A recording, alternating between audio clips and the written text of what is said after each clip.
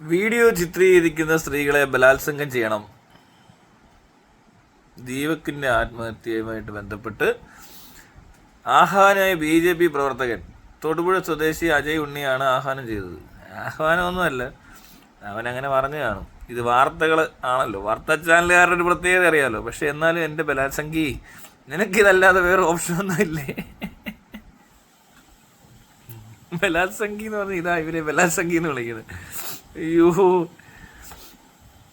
ഞാൻ പറയുന്നത് ബലാത്സംഗം ചെയ്തിട്ട് ജയിലിൽ പോയി കിടക്കുന്നതല്ലേ ഇതിലും ഭേദമെന്ന്. അതാണ് ആ പ്രശ്നം. ഒന്നെങ്കിൽ ആശാന നെഞ്ചത്തല്ലേ കളരിക്ക് പുറത്ത്. അതാണ് നമ്മുടെ ഒരു രീതി. നമ്മൾ അങ്ങനെ അറിയത്തുള്ളൂ, നമുക്ക് ഇതേ മനസ്സിലാകത്തുള്ളൂ. ഇവൻ BJP സ്ഥാനാർത്ഥിയായിരുന്നൊക്കെ പറയുന്നുണ്ട്. ശ്രീചിറായൊക്കെ BJP സ്ഥാനാർത്ഥിയായിരുന്നു. അതുപോലെ ഇപ്പോഴാണ് പുള്ളി തൊടുപുഴയെന്ന് എല്ലാവരും അറിഞ്ഞു വരുന്നതേ ഉള്ളൂ. കൂടുതൽ അറിഞ്ഞു കഴിഞ്ഞാൽ അവനെ അവിടെ മിക്കവാറും MP ആക്കും ഇവർ. ഇങ്ങനെ പോയി കഴിഞ്ഞാൽ ഇങ്ങനെയൊക്കെ സംഭവിക്കുന്ന നാടാ. അവന് കാര്യം മനസ്സിലായിട്ടുണ്ട്. അവൻ പരിപാടി തുടങ്ങി. ഇവൻ വിജയത്തിലെത്തും, ഉറപ്പാണ്. അടുത്ത പ്രാവശ്യം ഇലക്ഷനിൽ ജയിക്കും. അത് കഴിഞ്ഞ് പിന്നെ MLA ആവും, MP ആവും. എന്നിട്ട് പിന്നെ നാട്ടിലിറങ്ങിയാണെന്ന് പിച്ചും പേയും പറയും. ഇതിലും വലിയ ഊളത്തിലൊക്കെ പറയും.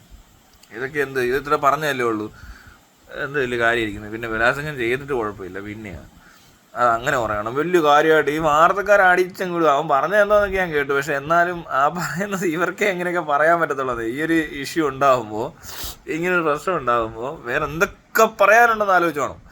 പക്ഷേ ഇത് മാത്രം പറയുന്ന ഒരു പ്രത്യേകതരം ആൾക്കാരാണ് ബലാത്സംഗികൾ.